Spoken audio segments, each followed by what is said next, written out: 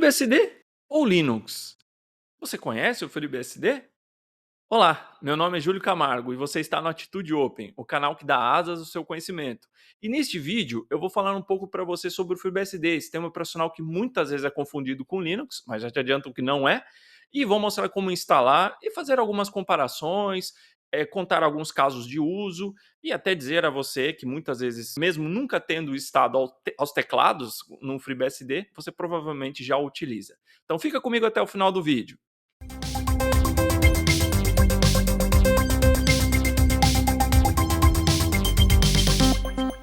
Então, para começar, o que é o FreeBSD?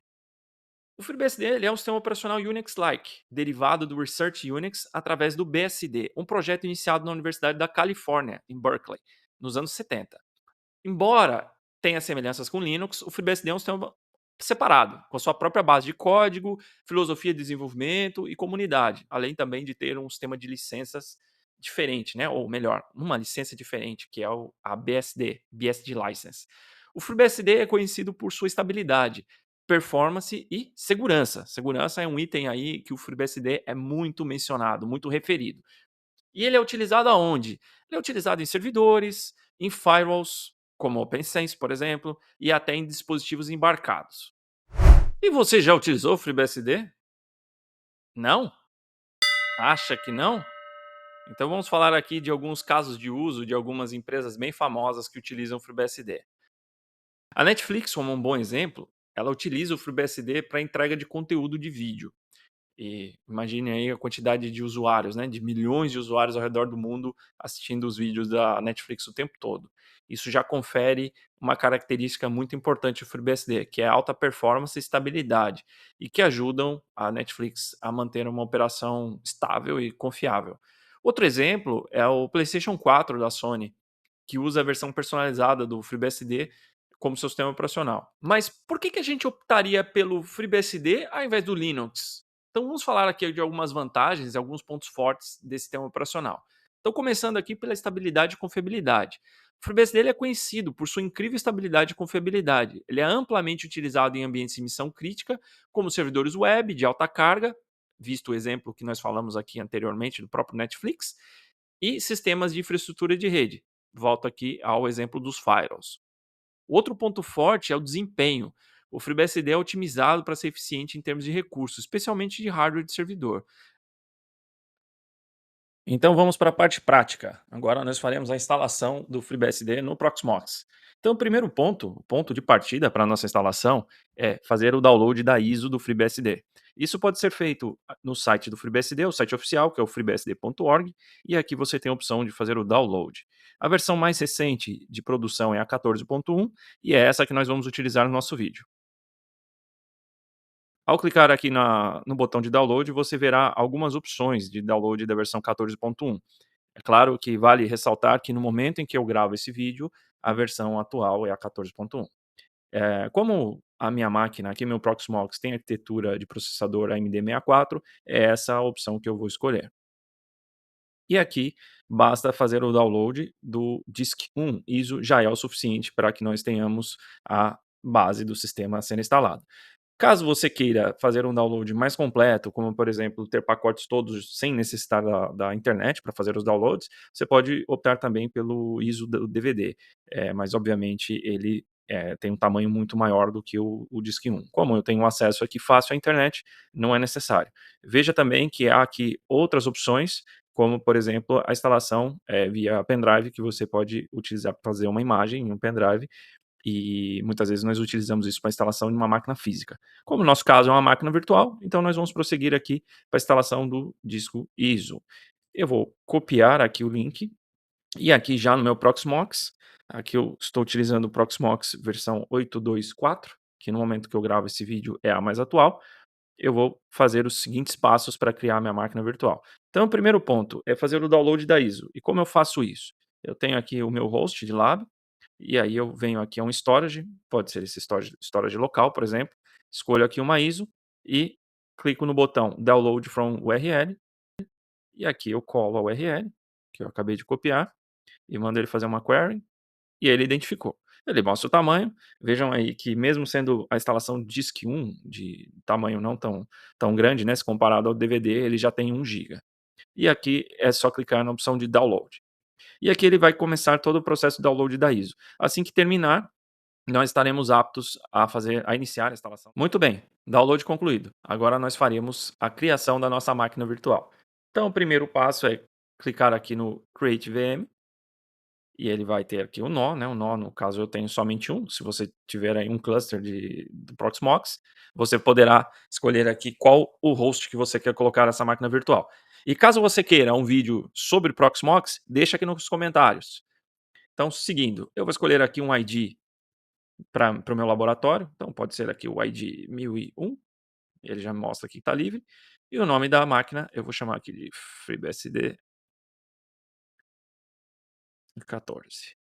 Aqui em Resource Pool, eu tenho alguns pools que me ajudam a organizar aqui meu laboratório de máquinas virtuais e eu tenho aqui um específico, Atitude Open, que é o que eu vou utilizar aqui para os nossos vídeos. Então, eu clico em próximo, depois eu preciso escolher o storage em que eu tenho a ISO, no caso eu salvei a ISO nesse storage HDD, e eu seleciono aqui a ISO que foi baixada. A opção padrão no Proxmox é Linux, porque o Proxmox ele é baseado em Linux, ele é um sistema baseado em Debian, na verdade. Então aqui eu tenho que alterar. Não há uma opção específica para FreeBSD, mas fique tranquilo que vai funcionar e funciona muito bem. Eu tenho muitas máquinas virtuais FreeBSD em execução no Proxmox e posso dizer que elas funcionam muito bem. Então aqui é só escolher no sistema operacional Guest Other, e aqui não é necessário nem a opção de escolher nenhuma versão. No próximo passo, você pode deixar aqui as opções em padrão, só marque aqui o QEMU Agent, aqui podemos deixar mesmo em VirtualIO SCSI Single. Aqui em discos, eu vou trocar aqui o bus, né, o device de IDE, não sei se IDE é da sua época, é da minha, são aqueles barramentos antigos de HDs, IDEs, salvo engano, de 40 pinos, depois havia também o SCSI, e os mais recentes são SATA. Mas como é uma máquina virtual, nós vamos escolher aqui o VirtualIO Block, que o FreeBSD suporta. O tamanho do disco, você pode deixar aqui eu vou deixar em 32, mas acho que o mínimo recomendado seria aí 1 GB de RAM e 10 GB de armazenamento. Então 32 é mais do que o suficiente. Então vou seguir aqui para o próximo passo. Aqui em número de cores, não é necessário que você coloque muitos núcleos, principalmente se você for fazer um lab. Agora, se você vai compilar algum software no FreeBSD, vai trabalhar com algum tipo de desenvolvimento, ou vai criar alguma solução que vai requerer mais poder de processamento, aí sim eu recomendo que você aumente o número de cores. Eu vou deixar em 2. E aqui o tipo, eu recomendo que você deixe o padrão, caso o sua CPU suporte, né, do teu host Proxmox, essa opção, que é uma opção otimizada, ok? E aí ela vai conferir maior desempenho para a máquina virtual. Então aqui nós vamos para o próximo passo. Em memória, como eu disse, o mínimo recomendável aí seria pelo menos 1 GB de RAM, eu vou deixar 2. Aqui na parte de rede, nós podemos alterar aqui, como nós estamos usando os dispositivos, né, de VirtualIO, também o VirtualIO, para a virtualização da placa de rede, tá, o FreeBSD suporta, e normalmente eu utilizo o firewall da própria máquina virtual, mas o Proxmox permite aqui uma opção de firewall. Eu vou desmarcar para evitar confusões com a máquina virtual. Se eu fizer alguma configuração de firewall na máquina virtual, eu não quero que ela conflite com o que está no sistema operacional do Proxmox. E por último, nós podemos revisar aqui todas as configurações que nós fizemos. Caso você tenha na revisão visto algo que não esteja de acordo, você pode voltar os passos aqui e acertar as configurações. Aqui eu já vou marcar também para iniciar a VM assim que ela esteja criada. Então, vamos aqui para o último passo. Muito bem, com a máquina virtual já criada, eu tenho ela aqui em execução no pool que eu selecionei, e aí basta eu clicar 2 vezes em cima da máquina e eu tenho aqui o terminal. Aqui você pode ver que ela já está na tela inicial de instalação, então nós seguiremos aqui as opções de instalação do sistema operacional. Então a primeira opção que você deve selecionar é a opção Install. Aqui na opção de mapa de teclados, eu vou manter aqui o mapa padrão, porque eu utilizo o mapa, de teclados dos Estados Unidos, o US. Agora se você for utilizar algum outro tipo de teclado, por exemplo, teclado padrão, ABNT, ou teclado com acentos, etcétera, você pode selecionar aqui e inclusive fazer o teste. Então eu vou seguir aqui com a opção padrão, que é a opção do meu teclado. Aqui ele pede para que eu defina um hostname, eu vou colocar aqui Atitude Open BSD. Aqui ele dá a opção de componentes que a gente quer instalar no FreeBSD. Normalmente, aqui você vai selecionar alguma opção caso você tenha uma necessidade específica. Então, por exemplo, o ports, que são os sistemas de pacotes, né, de empacotamento do sistema operacional do FreeBSD. Você pode instalar, ele vai instalar todos os pacotes, e aí depois você pode criar os pacotes a partir dos fontes. O mesmo aqui também, para caso você queira instalar toda a parte de código-fonte, especialmente para quem quer fazer recompilar o kernel, né, fazer algum kernel customizado, é recomendável instalar aqui os fontes. E a instalação de pacotes, não necessariamente você tenha que selecionar essa opção, porque o FreeBSD possui um sistema de instalador, né, de pacotes, assim como as distribuições Linux, que é o PKG. Então eu vou manter aqui padrão e vamos seguir aqui na instalação. O sistema de arquivos IFS, ele tem uma série de vantagens, principalmente para quem utiliza storage e discos muito grandes, porque você pode fazer replicação de disco, compactação dos dados no disco, em camada de sistema operacional. Entretanto, ele é um sistema de arquivos que requer bastante memória RAM, pelo menos 8 GB. Então, como você pode ver aqui nessa mensagem, ele já indica uma documentação da wiki do FreeBSD caso você tenha menos de 8 GB e queira utilizar os FS. Aqui, para efeitos do tutorial, do vídeo, eu vou manter o padrão, que é o FS, até porque a minha máquina, aqui de exemplo, eu coloquei apenas 2 gigas de RAM.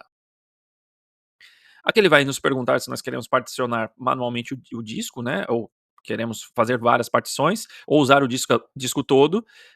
No meu caso, eu quero utilizar o disco todo, porque é uma máquina virtual. Caso você esteja fazendo essa instalação numa máquina física, tenha somente cuidado quais os discos selecionados e, de repente, convém aqui explorar mais a opção de particionamento. Então aqui eu vou na opção padrão. Aqui ele vai nos questionar qual é o sistema de particionamento, né, que nós queremos utilizar. Se você tem uma máquina mais antiga e se você quiser maior compatibilidade, vá de MBR. Caso contrário, se você tem uma máquina mais recente, ou como eu tenho aqui, né, uma VM com um host mais recente, você pode escolher o GPT. O BSD e o APM eu não vou abordar nesse vídeo, porque senão a gente ficaria com esse vídeo muito longo. Pronto, aqui ele vai mostrar para a gente um resumo. Note como é incrível, né, a otimização, por exemplo, da partição de boot, em que tem somente 512K. Depois ele deixou aí 30 GB para o raiz e 1.6 GB para swap, do total de 32 GB que eu tenho no meu disco virtual. Aqui eu posso seguir aqui em Finish, e ele vai me perguntar, e aqui é um ponto de atenção que você deve ter, se você quer realmente fazer o commit, ou seja, aplicar as alterações. Caso você esteja reinstalando uma máquina virtual ou fazendo uma instalação num disco já pré-existente, é importante que você tenha bastante cuidado nesse passo. E aqui ele vai fazer a inicialização do sistema de arquivos e a formatação. Depois ele já vai passar para a cópia dos arquivos para o sistema, a instalação do sistema em si.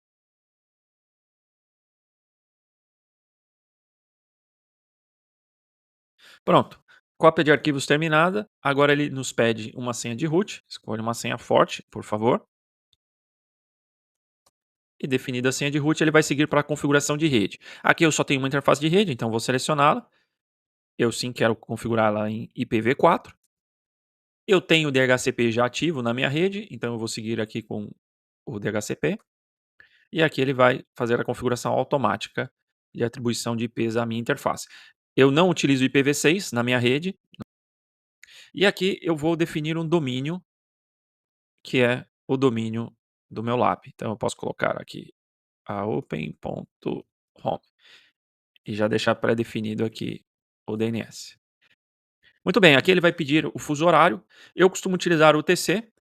Uma curiosidade aeronáutica, é o padrão de horário utilizado na aviação, porque na aviação seria muito complicado se nós tivéssemos que iniciar um voo num fuso horário e terminar em outro e ter que lidar com toda a conversão no meio do caminho. Então, na aviação é utilizado o padrão UTC, ou também conhecido na aviação como Zulu, ou Z, né? O Z de Zulu, do alfabeto fonético. Se você quer um vídeo falando mais aí dessa relação das técnicas e procedimentos de aviação aqui nos nossos vídeos, deixa aí nos comentários, que eu vou ficar muito feliz em fazer vídeos falando desse tema também. Então, e aqui nos vídeos eu sempre vou colocar aqui alguns pitacos da aviação. Então, seguindo, eu vou escolher o TC, mas você pode escolher aqui, por exemplo, eu estou no Brasil, eu quero escolher aqui um fuso no Brasil. Não há problema, você escolhe aqui de acordo com a sua região. eu vou seguir com o TC, até porque aqui na empresa nós temos o hábito de utilizar o TC para ter uma padronização, para que nós não tenhamos que lidar, nós atuamos em mais de um país, em mais de um fuso, e não temos que lidar com essa questão toda de horário de verão, de diferença de fuso, então isso dá uma consistência e simplifica também a administração. Então vamos de UTC, ou eu vou de UTC, se você quiser seguir aí meu conselho, vá também de UTC. E aqui ele pergunta, né, se o time zone está certo, o TC parece razoável, sim, é o TC. Aqui é a data, não vou acertar a data, o horário também, tudo é feito automaticamente aqui no meu Proxmox, né, ele já passa essa data e hora para VM. E aqui eu tenho quais serviços eu quero iniciar no boot. Aqui, para mim, é interessante somente ter mesmo o SSH. Aqui são serviços padrão, isso não significa depois que você não possa ir ativar no boot um Apache ou qualquer outro serviço que você instale depois. Então aqui nós vamos seguir. Aqui é a parte de hardening, de segurança do sistema operacional, que o FreeBSD é bem famoso por isso. Nós não faremos nenhuma alteração e eu também não vou me delongar aqui para que esse vídeo não fique muito longo. Então aqui para esse vídeo nós seguiremos com as opções padrão, ou seja, não vamos alterar nada aqui nessa tela. Ele pergunta se eu quero adicionar um usuário ao sistema agora, eu não vou alterar, não vou adicionar, vou manter somente o root. E aqui ele passa um resumo, né, de configuração final, em que a instalação está finalizada. Então a gente pode aqui voltar a revisar algum item, ou mesmo clicar aqui, né, e selecionar a opção sair, em que ele finaliza. No final ele pergunta se nós queremos fazer alguma configuração manual, né, porque uma vez que a instalação está terminada, não é o meu caso, não é o caso aqui para o vídeo, eu vou dizer que não, mas se você quiser fazer alguma configuração manual, ele vai, se você for aqui no IES, ele vai cair num prompt de shell para você.